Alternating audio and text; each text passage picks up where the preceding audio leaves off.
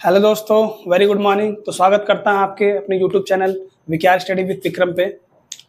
तो आज हम मौर्य साम्राज्य को पढ़ेंगे। जैसा कि हम लोगों ने पिछले लेक्चर में हमने बताया था कि अशोक के धम्म की यात्रा को बताया, उसके धम्म की नीति को बताया हमने। उसके बाद मौर्य साम्राज्य के प्रशासन को बताया हमने, ठीक है। उसके बाद हमने न्याय को बताया, न्यायपालिका या एक तरीके से न्याय संबंधित जो चीजें थी हमने उन चीजों को डिस्कस किया था उसमें, ठीक है। तो आइए थोड़ा सा हम रीजन या रिकॉल कर लेते हैं क्या क्या चीजें हम लोगों ने पढ़ी थी।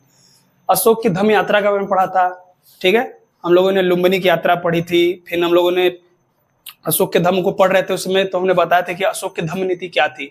एक तरीके से ये उच्च नैतिकता पर बल देती थी। धम्म का मतलब ही है किसी विशेष धर्म की स्थापना करना, उसका उद्देश्य नहीं था, बिल्कुल, ठीक है। एक तरीके से अशोक की नीति में यह था कि हिंदू और बौद्ध धर्म दोनों को प्रभावित किया उसने, और एक तरीके से दोनों को एक तरीके से सपोर्ट किया, एक तरीके से देखा जाए तो। हालांकि अशोक ने बौद्ध धर्म को अपनाया कलिंग युद्ध के पश्चात, ठीक है। 268 बीसी में जो कलिंग युद्ध के पश्चात एक तरीके से उसका मन द्रवित होने के पश्चात उसने बौद्ध धर्म को अपनाया, ठीक है। और अपने पुत्री संघमित्रा और अपने पुत्र महेंद्र को श्रीलंका भेजा बौद्ध धर्म के प्रचार के लिए, ठीक है। और महाधर्म रचित को भेजा, महादेव को भेजा, अलग अलग स्थानों पर बौद्ध धर्म के प्रचार के लिए उन्होंने भेजा। हालांकि अगर आप देखेंगे वर्तमान समय में तो बौद्धिज्म तो इंडिया में उतने देखने को मिलते हैं, जैन संप्रदाय के लोग देखने को मिलते हैं। लेकिन आप अदर कंट्री, कभी आप दक्षिण एशिया की साइड जाइए, इंडोनेशिया, म्यांमार, थाईलैंड, ये सब एरिया में जाएंगे तो वहां पे बौद्धिज्म या बौद्ध को मानने वाले वहां पे लोग काफी भारी संख्या में मिलेंगे, ठीक है। इंडिया में उसका प्रतिशत इसलिए गिरा क्योंकि आप जब मध्यकालीन भारत पढ़ेंगे तो आप पढ़ेंगे उस समय आप देखेंगे ब्राह्मणवादी वर्चस्व, एक तरीके से नहीं बोल सकते लेकिन हाँ ये बोल सकते हैं कि एक तरीके से भक्ति आंदोलन जब इंडिया में स्टार्ट हुआ। भक्ति आंदोलन मतलब कि आप देखेंगे 800 एडी इसलिए बोल रहा हूं क्योंकि वो शताब्दी में चले आए। उसमें जब आप देखेंगे भक्ति आंदोलन जब स्टार्ट हुआ 800 एडी में, तो उस समय ये प्रभाव पड़ा था कि एक तरीके से जो भी उन्होंने अपने आप को जो ब्राह्मणवादी संप्रदाय थे, उन्होंने अपनी कुरीतियों को धीरे धीरे खत्म किया और उसमें सुधार किए, ठीक है। और उन्होंने एक तरीके से उन्होंने भी मानवता पर बल दिया, उन्होंने कुछ सुधार किया। भक्ति और सूफिज्म आप भी देखने को मिलते हैं। 12वीं शताब्दी में आपको इंडिया में सूफिज्म देखने को मिलेंगे, ठीक है। उसमें भी आपको कई संप्रदाय आपको दिखेंगे, सुहावर्दी, चिश्ती सिलसिला, ये सब दिखेंगे। और फिर आपको 14वीं शताब्दी में आपको मीराबाई, चैतन्य महाप्रभु और कई लोग आपको भक्ति के माध्यम से, कबीर मिलेंगे, तुलसीदास मिलेंगे, ये लोग आपको देखने को मिलते हैं, ठीक है। ये चीजें थी। उसके बाद हम लोग मौर्य साम्राज्य में प्रशासन को पढ़े थे कि उनका प्रशासन कैसा था। हालांकि आप देखेंगे प्रशासन, राजा एक तरीके से सारी शक्तियों का स्रोत क्या था, राजा था, ठीक है। चाहे वो अर्थव्यवस्था हो, सेना हो, विदेशी व्यापार हो, चाहे न्यायपालिका हो, चाहे वो कोई विशेष अधिकार हो जिसके पास, सारे चीजों का निर्णय या न्याय निर्णय जो था राजा करता था, ठीक है। पूरी तरीके से बोले तो राजा हर चीज का प्रमुख था, ठीक है। तो उसके बाद हम लोगों ने कई चीजों को और भी पढ़ा था। न्यायपालिका के बारे में पढ़ा था कि न्यायपालिका कैसी थी। उसके बाद हमने बताया था कि मौर्य साम्राज्य को हम लोग बताएंगे, ठीक है। मौर्य साम्राज्य के मेगास्थनीज के अनुसार आप देखेंगे तो मौर्य साम्राज्य एक तरीके से 7 भागों में बटा हुआ है, ठीक है। कौन कौन से वो भी आप देखेंगे। ये भी बताया था मैंने कि राज्य के 7 अंग थे, जिसको कि सप्तांग सिद्धांत भी बोलते हैं, ठीक है। उसमें भी कई चीजें हम लोगों ने नोट की थी या लिखी थी। तो उसके बाद हम लोगों ने जो चीजें पढ़ना था हमने बताया था कि उसके बाद हम अर्थव्यवस्था और धर्म को पढ़ेंगे। उसके बाद ये मौर्य साम्राज्य कंप्लीट होगा। उसके बाद हम उत्तरवादी या मौर्योत्तर काल की तरफ बढ़ेंगे, ठीक है। तो आइए कुछ पॉइंट को हम लिखाते हैं, ठीक है। तो आइए दोस्तों मौर्य साम्राज्य के समाज को पढ़ते हैं, ठीक है। तो सारी चीजें हम लोगों ने पिछले लेक्चर में आप लोगों ने कंप्लीट कर लिया, ठीक है। तो लेक्चर को गो थ्रू करके देखिए। और आप सीरीज वाली लेक्चर है, अगर आप एक लेक्चर छोड़ेंगे दूसरे लेक्चर पे जाएंगे तो आपको समझ में चीजें नहीं आएंगी, ठीक है। इसलिए लेक्चर को सीरीज वाइज अटेंड करते चले आइए, तब आपको समझ में आएगा। इसके पीछे हम लोगों ने उसके प्रशासन को पढ़ा है, अशोक के धम्म की नीति को पढ़ा है, अशोक जो मौर्य साम्राज्य में जो न्यायपालिका थी और न्याय संबंधित क्षेत्र थे या चीजें थी, उन चीजों को पढ़ा है। उसके फिर मैंने उसी समय बता दिया कि 232 बीसी में अशोक की मृत्यु के पश्चात जो उसके उत्तराधिकारी थे वो कमजोर शासक थे। इसीलिए आप देखेंगे मौर्य एम्पायर का डिक्लाइन फेज आने लगा या पतन की शुरुआत होने लगी, ठीक है। कमजोर उत्तराधिकारी, ब्राह्मणवादी वर्चस्व। उसके बाद आप देखेंगे मौर्योत्तर काल में आप देखेंगे शुंग वंश की स्थापना होती है जो कि ब्राह्मण वंश है, ठीक है। धीरे धीरे ब्राह्मणवादी वर्चस्व उदित होते दिखेंगे, ठीक है। और वो हमें गुप्ता पीरियड तक देखने को मिलते हैं। हालांकि मौर्योत्तर युग एक तरीके से आप देखेंगे मौर्यन पीरियड और गुप्ता पीरियड के बीच के एक तरीके से इनके बीच का जो पीरियड है, कोई भी हमको सेंट्रलाइज पावर देखने को उतनी नहीं मिलती, ठीक है। कुछ प्रमुख राजवंश या एक तरीके से सत्ता हमें देखने को मिलती है, जिसमें से आपको शुंग वंश देखने को मिलेगा, ठीक है, और फिर आंध्र सातवाहन देखने को मिलेगा, ठीक है। ये सब कुछ प्रमुख राजवंश हैं या एक तरीके से जो राजा थे जो प्रमुख हैं, जिनके बारे में हम पढ़ेंगे, ठीक है। तो आइए हम अपने समाज की तरफ चलते हैं, सॉरी अपने समाज की तरफ नहीं, मौर्य साम्राज्य के समाज की तरफ चलते हैं, ठीक है। मौर्य साम्राज्य जो था 4 वर्णों में बटा था। यहाँ हम सुव्यवस्थित जाति प्रथा देखते हैं, ठीक है। मैंने पिछले लेक्चर में भी ये चीजों को बताया है कि हम उत्तर वैदिक ऋग्वैदिक काल, तो उत्तर वैदिक काल थे 600 बीसी, 600 बीसी से उसी समय आप देखेंगे मगध का उत्थान हो, उसके बाद हम मौर्य काल पे आ रहे हैं, ठीक है। तो हम एक तरीके से सदी जब भी चलती है उल्टी चलती है बीसी के समय, ठीक है। तो ऋग्वैदिक पीरियड में क्या था, जो एक तरीके से वर्ण व्यवस्था थी, जाति प्रथा पर न थी, ठीक है। एक तरीके से वो जन्म के आधार पर न थी, वो कर्म, आप देखेंगे कि अगर कोई ज्ञानी है तो वो ब्राह्मण कहलाया, अगर कोई योद्धा है तो वो क्षत्रिय कहलाया, अगर वो कोई काम करता या जो भी है तो एक तरीके से शूद्र का, अरे शूद्र बोलने जो किसान थे वो शूद्र का है, जो सबसे निचले तबके थे, ठीक है। और वैश्य जो थे एक तरीके से दास भी थे उस समय। और फिर आप देखेंगे धीरे धीरे जब उत्तर वैदिक काल की तरफ पढ़ेंगे तो हमें इनकी स्थिति शूद्र और वैश्यों की दयनीय स्थिति हमें देखने को मिलती है। महिलाओं की स्थिति हमें धीरे धीरे दयनीय होती दिखती है, जबकि कंप्लीटली आप देखेंगे ऋग्वैदिक पीरियड में महिलाओं की स्थिति बढ़िया थी। क्यों?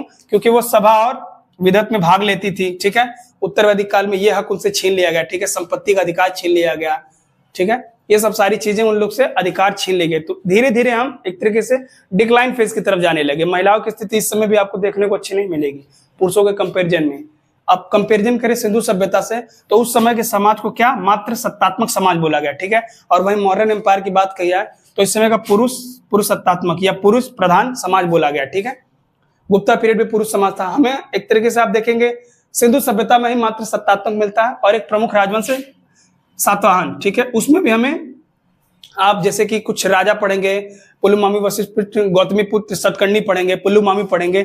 ये सब जो राजा थे वो अपनी माता का उपनाम लेकर चलते थे। हालांकि आप भारतवर्ष में आप देखते हैं कि कुछ अगर दक्षिण भारत में चले जाइए, कुछ अलग प्रदेश में चले जाइए, तो जो पुत्र होते हैं अपने पिता का नाम या सरनेम या उनका प्रारंभिक नाम जो अपने साथ लेकर चलते हैं। लेकिन वही सातवाहन राजवंश एक ऐसा राजवंश था जो अपनी माता का सरनेम या नाम उनका लेकर चलता था, ठीक है। तो उससे पता चलता है कि व्यवहारिक रूप से वो भी समाज एक तरीके से पुरुष सत्तात्मक रहा होगा, लेकिन उसको मात्र सत्तात्मक भी बोला जाता है, ठीक है। तो आइए हम अपने इस चीज को पढ़ते हैं। मौर्य साम्राज्य में जो समाज था 4 वर्णों में बटा हुआ था। यहाँ हम सुव्यवस्थित जाति प्रथा देखने को मिलती। जाति प्रथा मतलब कि एक तरीके से जन्म के आधार पर ये चीजें बेस्ड हो गई, ठीक है। जो ब्राह्मण कुल में जन्मा वो ब्राह्मण, जो क्षत्रिय में जन्मा वो क्षत्रिय, जो वैश्य हुआ वैश्य, जो शूद्र हुआ शूद्र, ठीक है। यहां से मैं थोड़ा सा एक तरीके से डिक्लाइन एक तरीके से पतन की शुरुआत हमें देखने को मिलती है। जाति प्रथा की स्टार्टिंग फेज है ये, ठीक है। मेगास्थनीज के अनुसार जाति प्रथा कर्म के आधार पर आधारित थी, ठीक। कर्म के आधार इन द सेंस मतलब जिस क्षेत्र से आप संबंधित है, कर्म का मतलब वही है जिस क्षेत्र से आप संबंधित है, ठीक है। मेगास्थनी ने समाज को 7 वर्गों में बांटा हुआ था। कौन कौन सा? दार्शनिक जिसको फिलोसफर भी बोलते हैं, किसान, शिल्पकार या व्यापारी, सिपाही या योद्धा, ठीक है, मजिस्ट्रेट, सभासद, चरवाही। ये क्वेश्चन कई बार पूछा है, बहुत बार पूछा कि मेगास्थनीज समाज को कितने भागों में बांटा था? 7 वर्गों में, ठीक है। मेगास्थनीज के अनुसार भारतीय जो थे अकाल से परिचित नहीं थे, लेकिन चाणक्य के अनुसार हम अकाल की बारंबारता देखने को मिलती है। क्यों? बिल्कुल आप देखेंगे जब चंद्रगुप्त मौर्य का समय था तो उसमें आप देखेंगे पटना या मगध के क्षेत्र में 12 साल का अकाल पड़ा था, ठीक है। तभी तो वहां पे भद्रबाहु और स्थूलबुद्ध जो थे, भद्रबाहु अपने अनुयायियों के साथ एक तरीके से कर्नाटका चले गए, ठीक है। तो हमें वहां अकाल की एक तरीके से प्रामाणिकता देखने को मिलती है। एक तरीके से क्वेश्चन कैसे पूछेगा? पूछ देगा कि मेगास्थनीज के अनुसार क्या हमें मौर्य समाज में एक तरीके से अकाल देखने को मिलता है, हाँ या ना में करके स्टेटमेंट दे देता है, तो आप उसके अकॉर्डिंग जाएंगे, ठीक है। महिलाओं की स्थिति अच्छी नहीं थी। मौर्य समाज में महिलाओं की स्थिति अच्छी नहीं थी। पुरुषों की अपेक्षा महिलाओं की स्थिति अधिक दयनीय थी, ठीक है। बौद्ध ग्रंथों में हमें इसकी जानकारी मिलती है कि महिलाओं की स्थिति कैसी थी, ठीक है। अविवाहित महिलाओं को अमुजा कहते थे, ठीक है। इन चीजों को नोट करिए, उसके बाद मैं अर्थव्यवस्था को बताता हूं। तो आइए चलते हैं मौर्य साम्राज्य की अर्थव्यवस्था को पढ़ते हैं, ठीक है। जैसे किसी भी एक तरीके से प्रमुख राजवंश या एक तरीके से जो सत्ता भारत पे राज करती है, एक तरीके से उसका अवलोकन जो है हिस्टोरियन करते हैं, ठीक है। तो उसी हिसाब से हम उस समय का समाज देखते हैं, उनके थ्रू जो भी हम पढ़ते हैं, समाज पढ़ते हैं, वहाँ की इकोनॉमी कैसी रही होगी उस समय, ठीक है। तो उस समय की एक तरीके से आप देखेंगे तो समकालीन बुक्स या एक तरीके से उस समय के हिस्टोरियन या इतिहासकार होते हैं जो उस समय का इतिहास लिखते हैं, ठीक है। तो उनमें एक तरीके से मौर्य साम्राज्य की अर्थव्यवस्था को समझने के लिए सबसे प्रमुख उसमें कौन सा था, चाणक्य का अर्थशास्त्र, उस समय के अर्थव्यवस्था को समझने के लिए, ठीक है। हालांकि आप देखेंगे और भी चीजें हैं उसको समझने के लिए, लेकिन प्रमुख आधार एक तरीके से चाणक्य अर्थशास्त्र को माना गया, ठीक है। तो एक तरीके से आप देखेंगे मौर्य साम्राज्य में अर्थव्यवस्था को संचालित करने के प्रमुख व्यवसाय या एक तरीके से प्रमुख आधार कौन कौन सी चीजें थी, ठीक है। कृषि थी, पशुपालन थी, व्यापार थी। व्यापार भी एक तरीके से मुख्य आधार था उस समय, ठीक है, क्योंकि आप देखेंगे आयात और निर्यात चीजें होती थी। बाहरी व्यापार था, आंतरिक व्यापार था। बाहरी व्यापार आप देखेंगे अफगानिस्तान चले जाइए, इराक चले जाइए, रोम चले जाइए, ठीक है, इन क्षेत्रों से व्यापार चलता था, ठीक है, मध्य एशिया वाले क्षेत्रों से चलता था, ठीक है। और इंडिया में कुछ व्यापारिक केंद्र कौन से होते थे, आप पढ़ेंगे वाराणसी पढ़ेंगे, कौशाम्बी पढ़ेंगे, उज्जैन पढ़ेंगे, अवंती पढ़ेंगे, ठीक है। और कुछ प्रमुख बंदरगाह थे, ठीक है, उसमें भी आप त्रामलिप्ति पढ़ेंगे, फिनक पढ़ेंगे, मृगकच्छ पढ़ेंगे, ठीक है। त्रामलिप्ति एक तरीके से ईस्टर्न पार्ट में है, जैसे कि ये इंडिया है, ये ईस्टर्न साइड है, और मृगकच्छ जो है ये वेस्टर्न साइड है, ठीक है। तो उन चीजों को मैं लिखा रहा हूं, ठीक है। उसके बाद मैं धर्म को पढ़ता हूं। हालांकि आप देखेंगे मौर्य साम्राज्य का धर्म कैसा था, सहिष्णु धर्म था, ठीक है। कुछ प्रमुख राजा जो थे आप देखेंगे जैसे चंद्रगुप्त मौर्य थे, उन्होंने जैनिज्म को अपनाया, ठीक है। और फिर अशोक जो थे आप देखेंगे, अजातशत्रु जो आजीवक संप्रदाय के वो थे, बिंदुसार भी थे। और फिर अशोक जो थे उन्होंने एक तरीके से बौद्ध धर्म को अपनाया, ठीक है। हालांकि आप इस समय अर्थव्यवस्था को संचालित करने के लिए अर्थशास्त्र में 27 अध्यक्षों की बात की है, 18 तीर्थकर और 27 जो अध्यक्ष थे एक तरीके से अर्थव्यवस्था को संचालित करने के लिए 27 अध्यक्षों की नियुक्ति की गई थी, ठीक है, उस समय।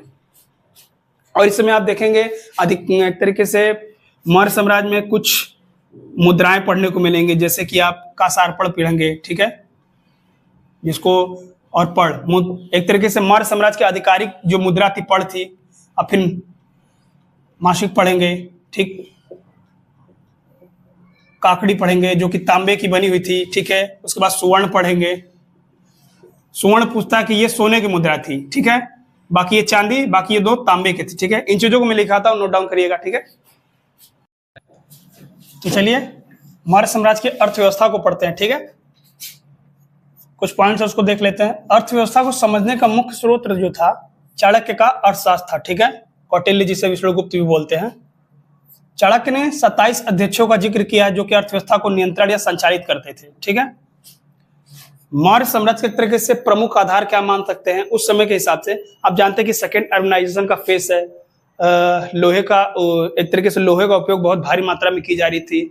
लोहे का हल या एक तरीके फावड़ा बन रहे थे, एक तरीके से खेती अच्छी हो रही थी, तो पैदावार अच्छी थी, जिसके कारण आप देखेंगे हर चीज मजबूत हुई, टैक्सेशन सिस्टम मजबूत हुआ, स्टैंडिंग आर्मी आई धीरे धीरे, आप देखेंगे कर प्रणाली मजबूत हो गई, फिर न्याय प्रणाली मजबूत हो गई, धीरे धीरे आप देखेंगे फिर हम जो थे जनपद से महाजनपद की तरफ बढ़े। हमने सारी चीजों को एक तरीके से सीरीज वाइज ही किया है। जब एक तरीके से सबसे मुख्य स्रोत जो होता है इकोनॉमी, किसी भी सेक्टर में अगर इकोनॉमी मजबूत है तो वहां का समाज मजबूत होगा, वहां के लोग मजबूत होंगे, वहां के जो एक तरीके से करप्शन कम होगा। एक तरीके से आप जैसे देखते हैं कि अगर कोई आदमी है काम करता है, अगर उसको रेवेन्यू या पैसा कम मिलता है तो करप्शन के चांसेस ज्यादा रहते हैं, ठीक है।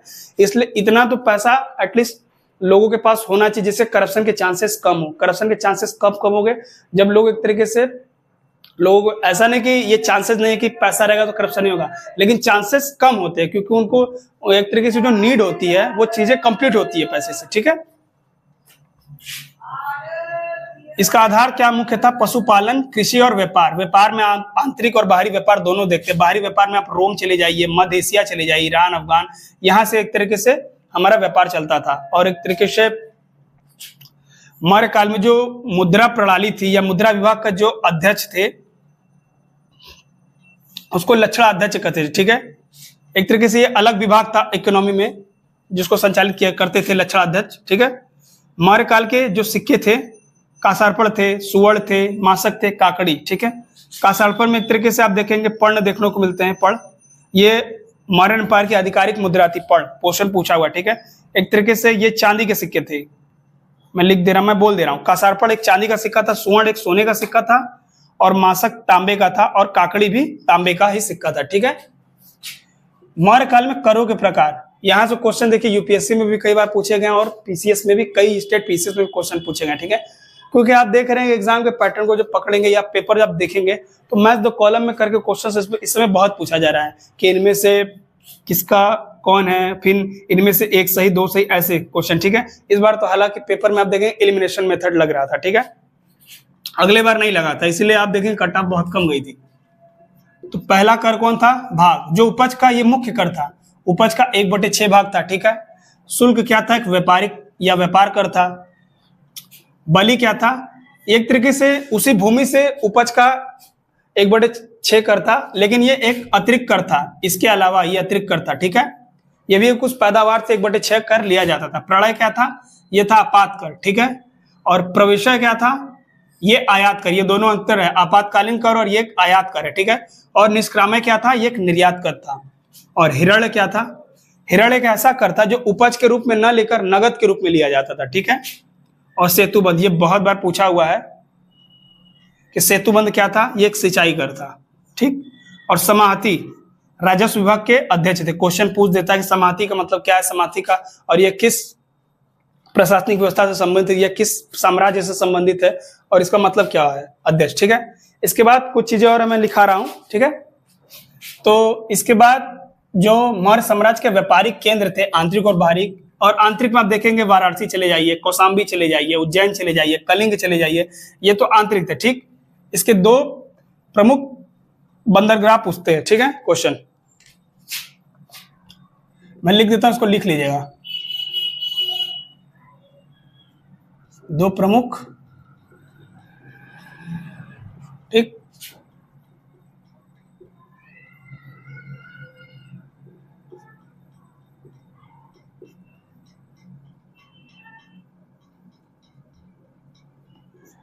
ये पश्चिमी भाग में था। पश्चिमी भाग क्यों? ये पश्चिमी भाग में था। ठीक, ऐसे इसलिए समझाने के लिए मैं भी लिख दे रहा हूं। और एक था त्रामलिप्ति।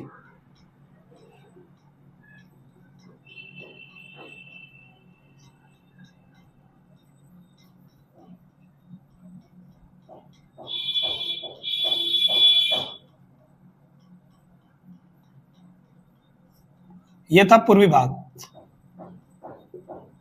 कई बार पूछा हुआ ये। ठीक है, उसके बाद मौर्य साम्राज्य का धर्म कैसा था? एक तरीके से आप जानते हैं मौर्य साम्राज्य एक सहिष्णु धर्म को एक तरीके से उसका अनुसरण करता था, क्योंकि इसमें किसी विशेष धर्म की स्थापना नहीं की।